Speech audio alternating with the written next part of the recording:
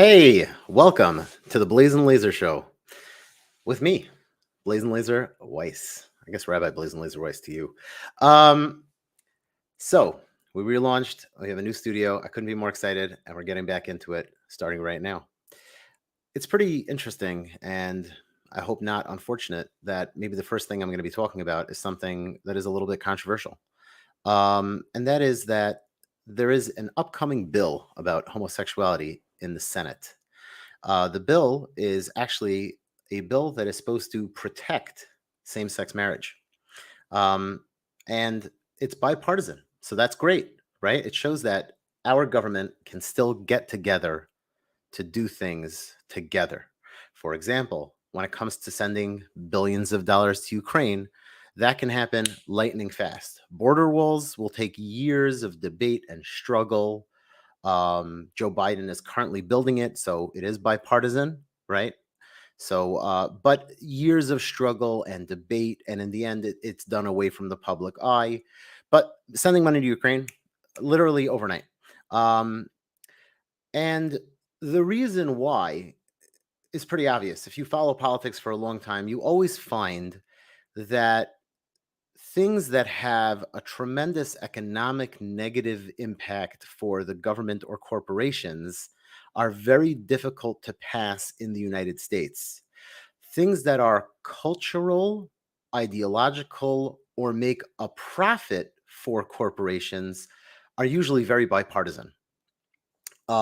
If not bipartisan, then they'll be overwhelmingly stacked toward whoever agrees with them. For example, Obamacare was a humongous windfall for the Democratic Party. Not for the Democrat, I'm sorry. I mean for the insurance agencies. Overall, insurance agencies in this country made bank on Obamacare in a way that was unreal. So there was huge bipartisan support for it after it was all hammered out. Yeah, there were a lot of ethical and somewhat honest people who were like, this is a huge government thing and the government shouldn't have this much involvement and regulatory oversight. But for the most part, most people were happy for Obamacare to be passed because it's a huge windfall for the insurance companies.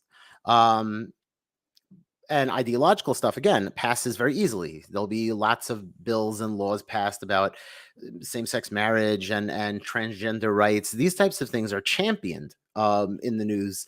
If the Republicans want to champion something, it will also be something cultural. Republicans will talk about the fight for the right to life because these things don't cost money.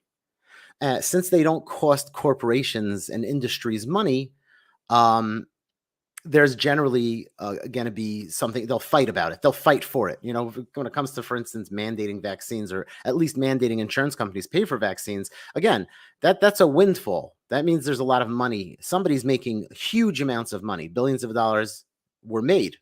And so therefore there's going to be wide bipartisan agreement. It's not that difficult to understand this concept. So a cultural battle would be the battle for same-sex marriage and protecting it. And that's why right now there is a bill that's coming from a bipartisan committee. Isn't that great, guys? It's coming from a bipartisan committee. So here we go. Let's take a look at it. The Senate delays same-sex marriage vote until after the midterms. The decisions come as bipartisan negotiators. Isn't that lovely? Bipartisan. Hoped for a vote as soon as Monday, but they faced trouble lining up 10 Republicans to break a filibuster. So originally, this bill started off as being very largely supported. Let me switch this over here. Oh, there we go. That's a little nicer. But now, because of, at the end of the day, it's getting a little difficult. It's getting a little difficult, guys, to get all, these those Republicans. Why did the Republicans want to delay the vote? By the way, I just want to be clear. Don't get too worried. I'm still very confident that the bill will pass. But we will have to take it up after the election. Why? Right? By the way, again, who delayed the vote? Don't think this wasn't bipartisan, the delay. It was Senate Majority Leader Chuck Schumer. He was okay with it. I mean, he wasn't. It was earlier in the day, a group of 5 senators leading talks recommended, and he accepted that. He could have called for a vote. They could have pushed for a vote now. They didn't. Why? What's behind it? Here we go. It speared Republican senators in difficult re-election races including Ron Johnson and Marco Rubio, a fraught choice of casting a vote that could anger their conservatives' base, or one that could sour independent voters. This decision to delay the vote came as a relief to Republicans, the vast majority of whom opposed the measure and were worried that voting against it so close to the elections would alienate voters. You know what that should say, right? Again, forgetting about whether or not what you believe. Let's forget about what you believe, what your belief system tells you, right? Let's forget about that for a quick second. If you believe it's wrong, and again, I'm not taking sides yet. We'll get there. But let's just say you do believe it's wrong. Shouldn't that read the decision to do so came as it shouldn't even be a relief to Republicans.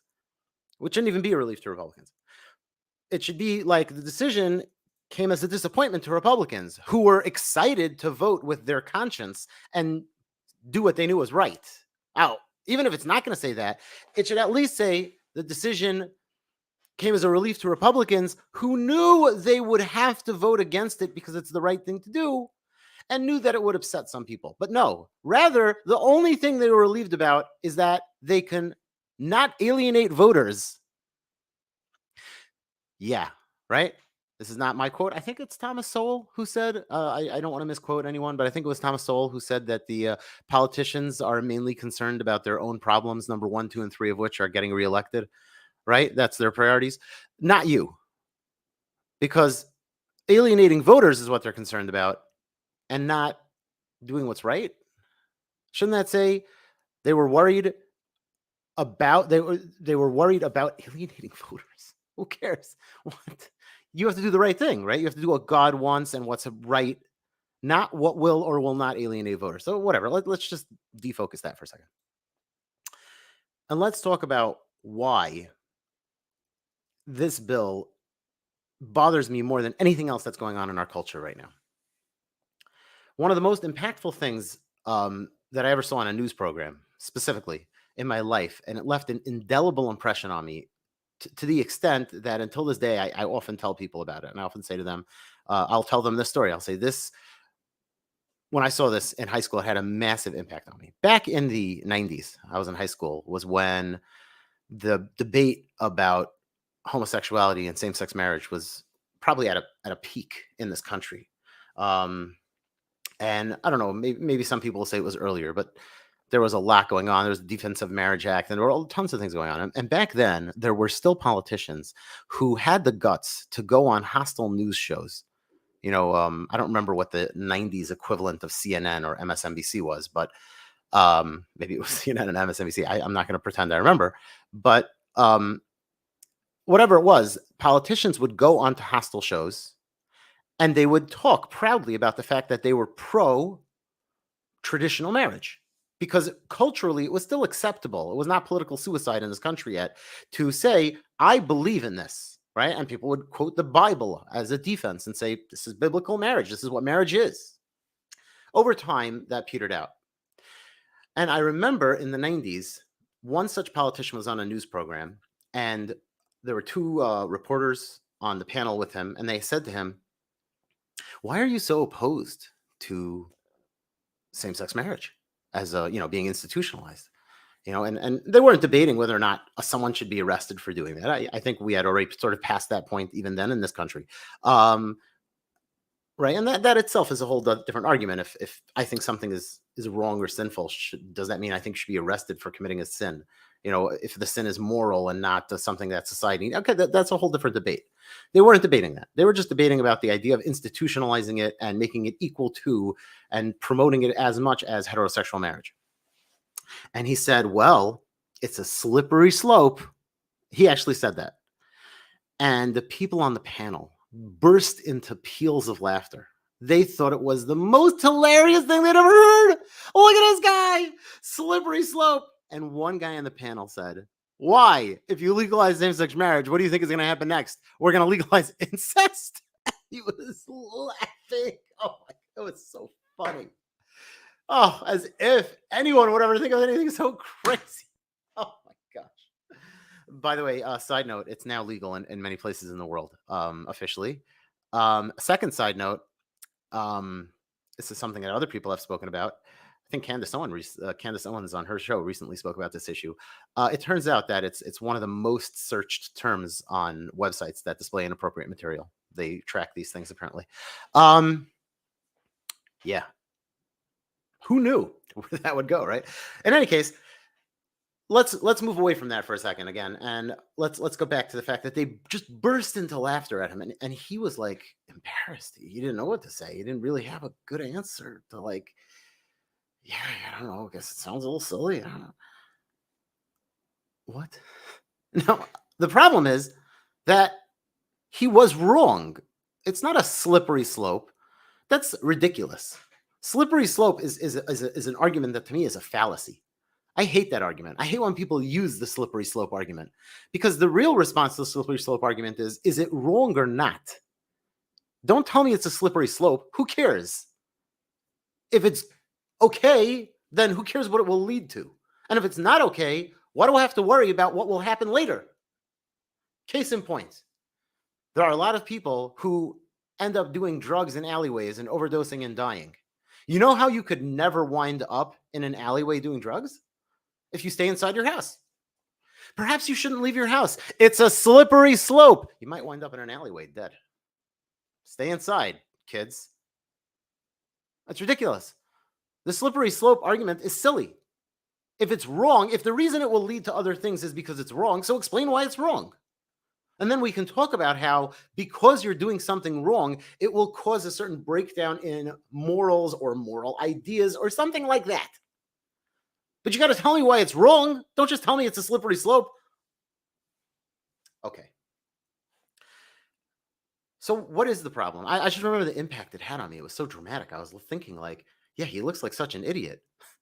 Like, you didn't think they would ask you, like, what do you mean it's a slippery slope? You came to this like all confident. Well, it's a slippery slope. Now, the real answer is that, of course, back in those days, people still felt, maybe in our culture and in society, that there was such a respect for the idea of biblical values that just by saying, well, it's in the Bible, that, you know, you could sort of have a dramatic effect. It's in the Bible. Whoa, right? Now, first of all, I don't know why people thought that was true even then.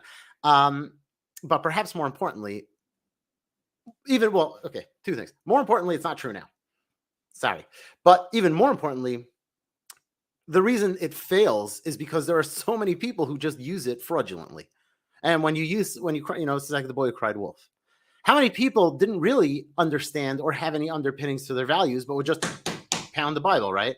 Well, I think there was a saying: if you have proof, pound on the proof. If you don't have proof, pound on the table. If you don't have a table, pound on the Bible. I don't remember. I might have messed that one up. Don't sue me. But again, what it's in the Bible, okay? And is God cruel? Why does he care? You have to have the answers, which I believe I do actually have the answers, and they're not because it's bad for society. That to me is a very inadequate answer. It's bad for everyone, and therefore I shouldn't do it. Is it bad for me? Well, no, it's not bad for you specifically, but it's really bad if everyone in society is. So why can't I do it? I want to do it. Well, because it's bad for society, don't you see? That's to me a very, very weak. But I don't want to get into the religious rationale, even though I think it is just rational and something I'm very confident that I could defend. But I don't want to get into it because there's something even more important. When society accepts a lie as a baseline truth, every other lie can also be accepted as a truth. You cannot say, this lie is special, it's different. I'm willing to accept this lie in this box right here. This lie. That's okay. However, this other lie over here, this lie is no, not that one. I'm sorry. That's a lie. So would you accept this? No. Well, that's true. If everybody knows it's not true, even if they know it only in their heart or subconsciously, so then, of course, the other lie here's another lie. So you just accept this one. The greatest example of this is the notion that there is, in fact, such a thing as homosexuality. And if you didn't think I was going here, and if this makes you upset, then I apologize. If you're willing to be intellectually honest, maybe listen, and you can respond, and I'll read your response and try and respond to it. When I was, again, growing up, it was told that science had made all these great discoveries. And among them was that there was now scientific support for the idea that some people are just homosexual. This became a major part of culture. Songs, movies, television shows, books, literature was all pushed for years and years and years, saying that it is correct and indisputable that some people are simply homosexual. That's it. That is their nature. If you don't accept it, it's because you're a science denier, right? Which is why, by the way, anybody who says, I don't like somebody, I don't like the idea of homosexuality is immediately branded a bigot because it's so clear and obvious that homosexuality is natural, healthy, good, that there cannot be any reason why a normal, rational, stable human being would not accept it. Either you are not emotionally stable, or you're some kind of nut, right? Not emotionally stable. You're some kind of like crazy person, or you have some hang up. Maybe it's because you're a religious fanatic, right? Religion has so wormed its insidious way into your heart that it prevents you from seeing that which is clearly true. Or it's because you have some kind of unfounded bigotry. Some of you were raised to believe this crazy, sick belief that homosexuals are dirty and evil. And that's why, right? It can't be that you just don't, it can't be because it's so clear, right? Now, this was so heavily pushed into the public mainstream that eventually people did actually accept it. It is now, for a majority of the population in America, crystal clear and accepted that homosexuality is simply a fact. Some people are homosexual. Now, this is despite the fact that there are so many things, like so many things that were simply accepted science to the effect that they were enforced by law that are completely wrong and have been shown with complete, like, irrefutable evidence to be completely wrong. I'll just give you two quick examples. One is refrigerator parenting. At one point, the scientific community, the medical community, accepted that autism was caused because of bad parenting. They believed that parents who were unable to raise their children correctly, emotionally, were the reason kids were becoming autistic. How far did this go? There are stories of people whose children were taken away from them. Barring anything else, in a society, it is hard to imagine a bigger and more harsh reach of the law than to come and take your children away from you. You have a natural right, a natural bond, something that in most cases should supersede the law, except if there's like an extreme, danger of life, even if that is emotional trauma or if physical abuse. Certainly there are times when society will need to step in and sever that bond, but that's a very severe thing, we can all agree.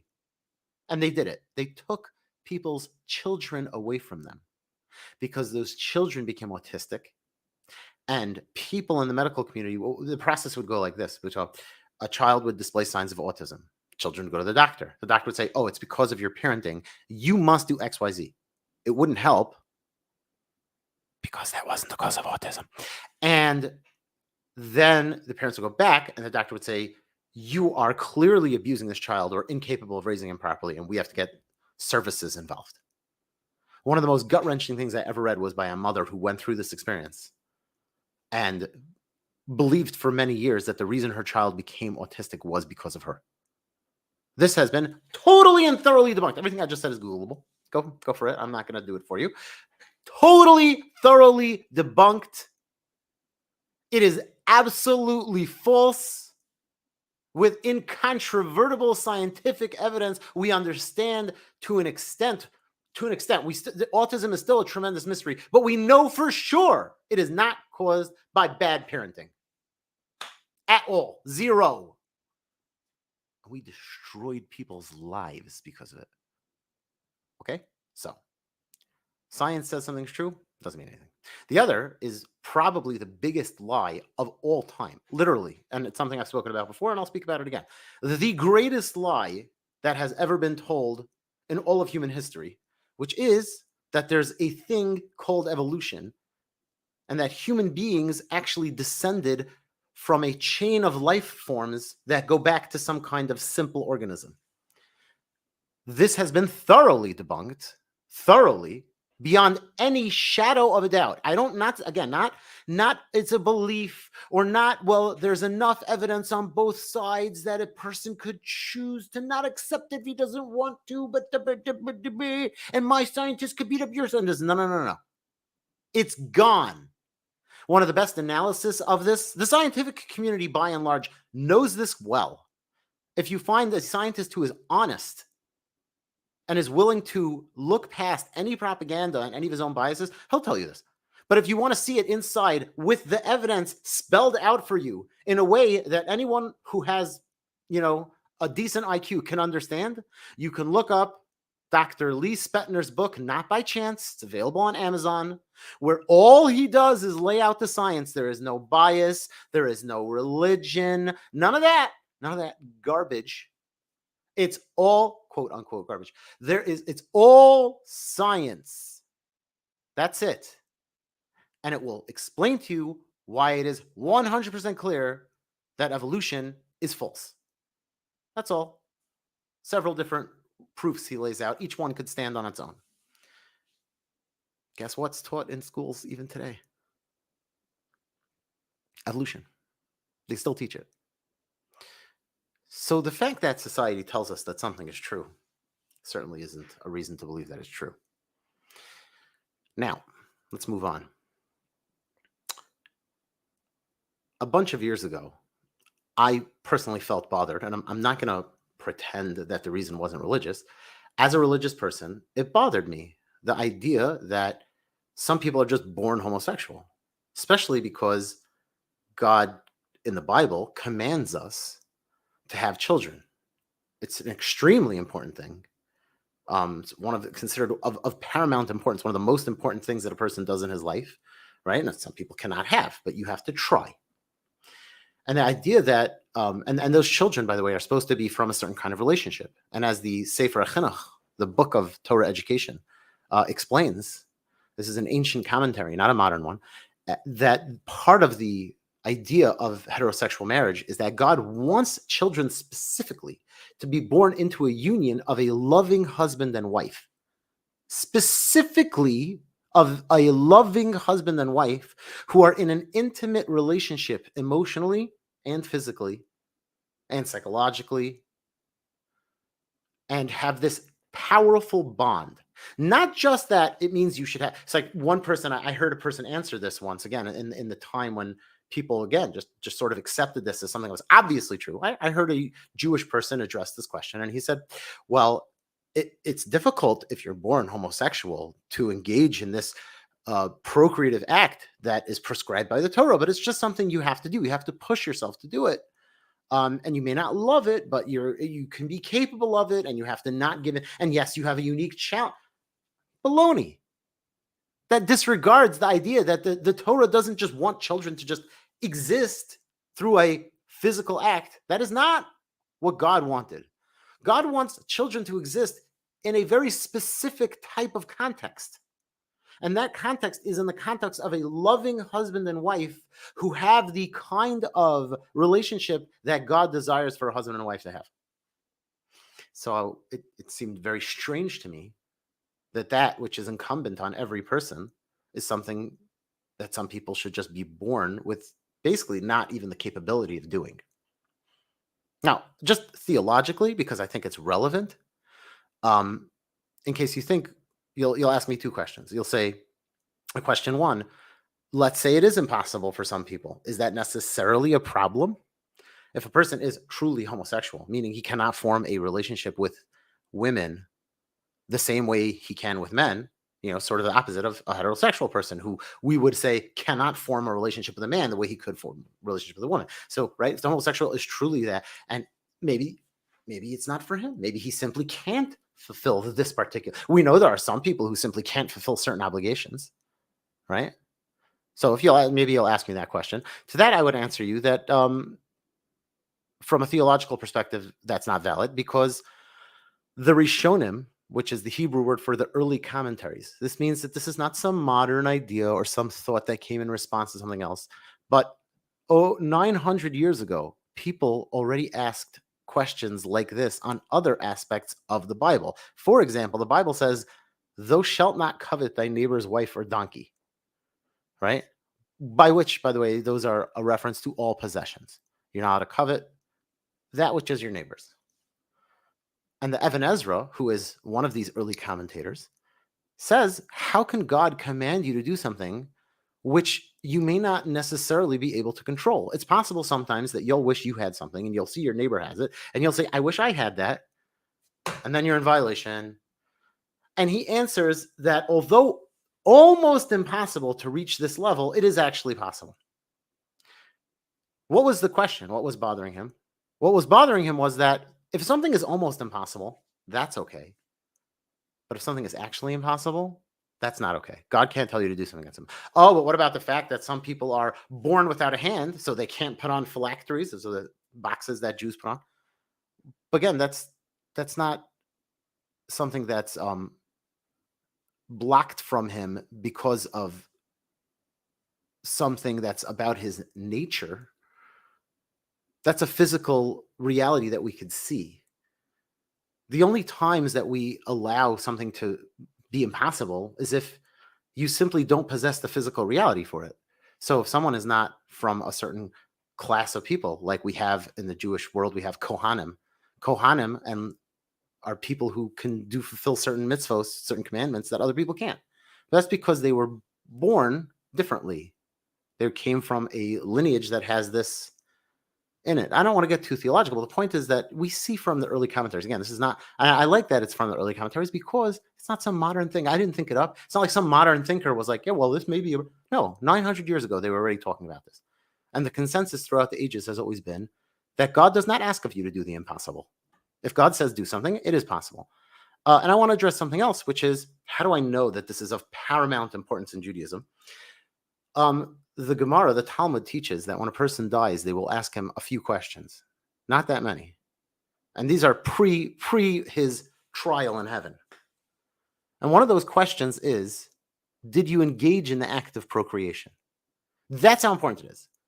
Before you even get to go to your day of judgment, you will first be asked, did you engage in procreation? That's how important this is. All right, let's move on. So it's that important, and it was really bothering me. I said to myself, if something is this important, how could God create some people homosexual? And so I started looking into it. And to my shock, and I say that sincerely, I discovered that there is not a scintilla, not even a iota, not even the remotest speck of anything that could be called evidence for the existence of homosexuality as a reality. I was shocked. I paid for scientific papers. I mean, this is going back many years ago. I bought them and read them. The studies that they used that purported to show such things were, to be generous, flawed at best. Some of them were outright nonsense, and others were just people suggesting theories that were then later quoted over in other scholarly papers as proof. But when you go look at the source material, it's just a theory, a hypothesis. This is perhaps why homosexuality was originally listed as a disorder. Right? As we'll get to it, it certainly seems like a disorder. And yet, for some reason, even though it was considered a disorder, they changed it to become not a disorder. They meaning the APA and the psychiatric community, later accepted that it was not. Now, not much has changed. It's now got to be almost 5 years since the last time I looked into this issue, right? But if you go and Google it right now, guess what you'll find? Proof for homosexuality. The first link is from 2015. And there's no proof in that link, by the way. Then we get to these more of the, you can just you can read all this stuff if you want. None of it contains any proof. All of it contains a bunch of stuff that is like, and all of it contains, like, by the way, this is again from 2012. All of these links, however, recent or late, are all things that are somewhat possibly suggestive of the idea that maybe there could be something to it, right? And then there's the stuff that might be problematic for the homosexual community. Like, apparently there was a study once done. It was one of the studies I read, and it was a terrible study, and it was awful, about the fact that there might be a gay gene, right? And now they did this massive study to check the first study, and it turns out that, of course, the first study was debunked because it was garbage anyway. It was a terribly done study. Massive study finds no single genetic cause. Homosexuality, study of gay brothers may confirm, right? There is no gay gene. The gay gene is a myth. By the way, look at it. I love this type of stuff. Stop calling it a choice. And then the gay gene is a myth. You gotta love it. But there is zero conclusive evidence to the idea. So why is it that we have a culture simply accept this? You ask people, if you go over to people and you say to them, hey, can someone just be gay? And like, that's it. They're just gay.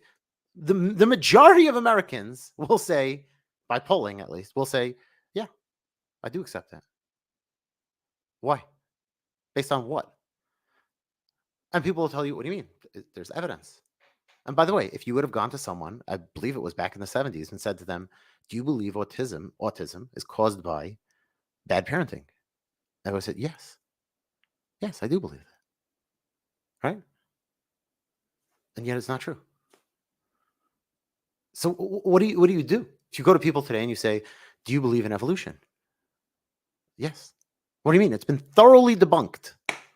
Thoroughly. Still believe it. You would think that your average person would have the brains to go through the following simple idea in their head. And yet I don't find that they do, which is homosexuality is a deeply spiritual belief. Considering that the main supporters are people who say that they don't believe in God, or that say religion is something that stands in their way, it's pretty ironic. What do I mean by it's a deeply spiritual belief? If you believe that human beings are animals, just like any other animal, there are lions and there are tigers and there are zebras and there are also humans. You don't find homosexuality as a setting in any creature on this planet. All creatures have the urge to procreate. That doesn't mean you won't find a single creature in the planet that occasionally exhibits homosexual behavior. You do find that, and ironically, even though that would be against the people who say that homosexuality is a thing, since you see animals engaging in it as a behavior rather than as a modality in their personal lives, it's always brought as proof. Look, there's this one type of penguin or this one type of, I don't know, like a monkey or alligator or lizard that engages in homosexuality. There is. And as a species, you will not find that there are creatures that have this modality where they choose to act this way. Now, by the way, in humans, bizarrely, they do go back and forth, which really puts the whole thing to a lie. You can have people who are homosexual and say, I am homosexual. That is it. I'm homosexual. Done. We're done. We're done here. And then 10 years later, they realize that they weren't, and they were going through a phase. How is that even a thing? By the way, if this was like maybe one person or two people, you would say, okay, it's just one or two people. They were, but it's not. This is something that happens so often. There are like statistical percentages of people who say they're homosexual that will discover they are not. But again, if you look in the world, despite the fact that if you Google it, you'll find some results, they're all lies. Because if you read the actual science, you will find there is not a single creature in the world where homosexuality is something that happens in that species. Some are just born homosexual. So where would this behavior come from if you don't believe in God, if you don't believe in a spiritual being other than just the physical? Where did this behavior come from? Why are some humans just homosexual? Where's the science? And if you want to say, well, it's a gene, where on earth did that genetic mutation come from? I mean, like, that should just bother you. Why would human beings have this genetic mutation that no other species in the planet has? Right?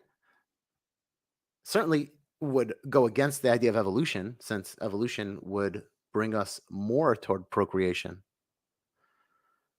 But that's not a proof. I'm not bringing a proof because you can't prove a negative. The truth is, it doesn't need to be proven or disproven.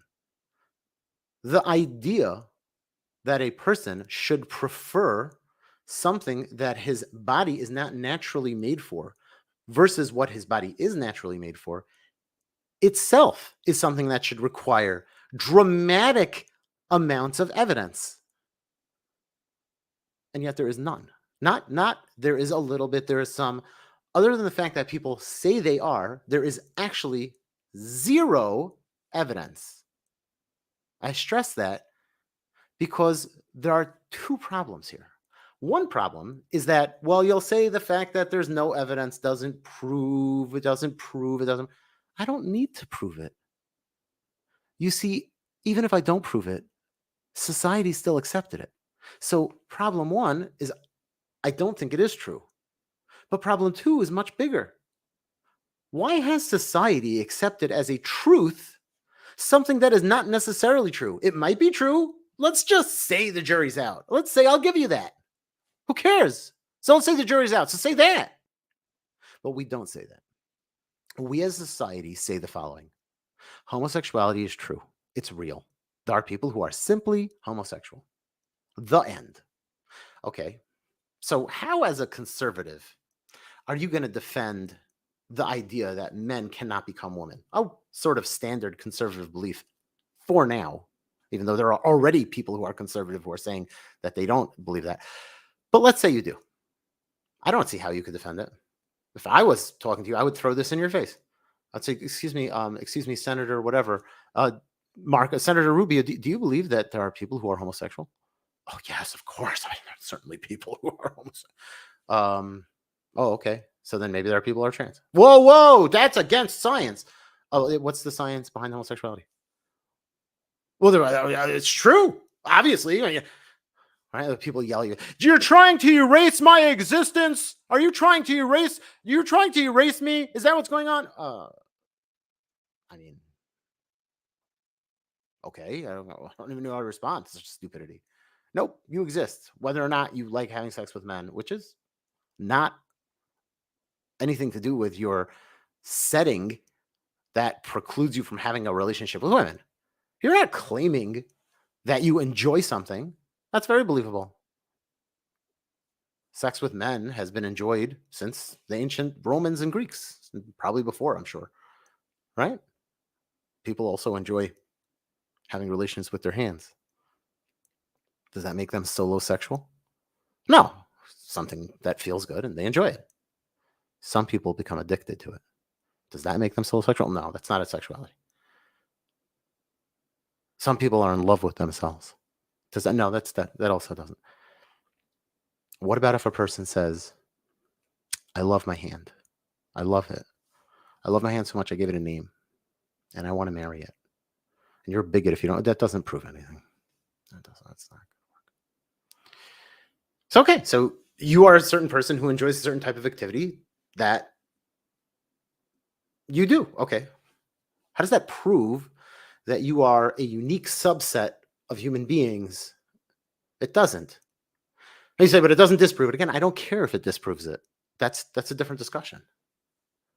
The fact is, it doesn't prove it. But we, as society, have accepted something that is not proven as a basic fact.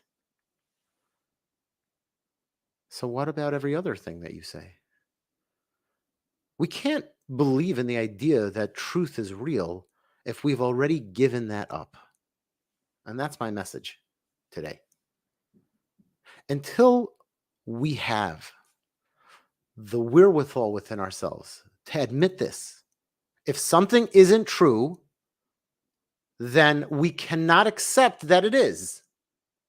Until our politicians and our leaders have the guts to stand up and say, it is not necessarily true we have not seen any proof, and we don't know that this is true, then every other lie will always be accepted also.